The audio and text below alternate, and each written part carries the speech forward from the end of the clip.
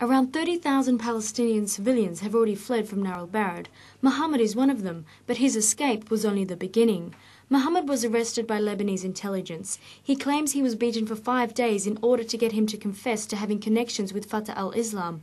Despite the harsh methods used, he never confessed. It was a big whip with metal on it. It was the soldiers, not the interrogator, doing this. When the interrogator started beating me, the soldiers would join in. The first one would hit me on the head and the other one in the stomach. Then I would shout out, "My stomach hurts," and the soldiers would reply, "Well, then we're gonna smash it up." And then he would hit me once, twice, 3 times in the stomach. I told him I have nothing to do with this, God knows. What God, they would answer. What prophet? They hit me. Honestly speaking, the Jews are supposed to be our enemies. But even they wouldn't have done this. He told me, "We will cut your throat the same way you did with 8 of our comrades." I told him it wasn't me who did that. I'm against this. It's not me.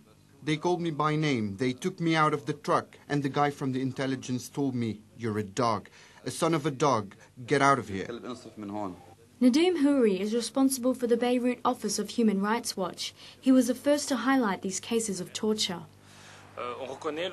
We recognize the army's right to interrogate people leaving the camp for them to determine if they are members of Fatah al-Islam. On the other hand, it's strictly forbidden to violate Lebanese as well as international laws by using abusive treatment with these young men. They have been interrogated and released. This means that obviously there's no proof they are members of Fatah al-Islam. But most importantly, even if they were members of the group and even terrorists, the army definitely has the right to detain them, but it does not justify the use of abuse treatment.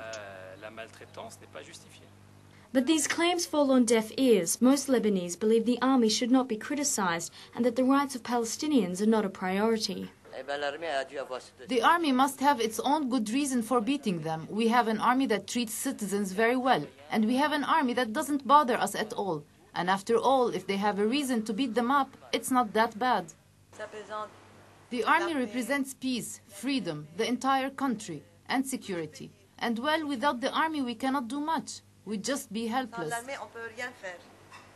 The Lebanese army refused to comment. There are still around 2,000 Palestinian civilians in Nar al-Barad. It will be difficult for them to explain that the only reason they stayed behind was to protect their houses.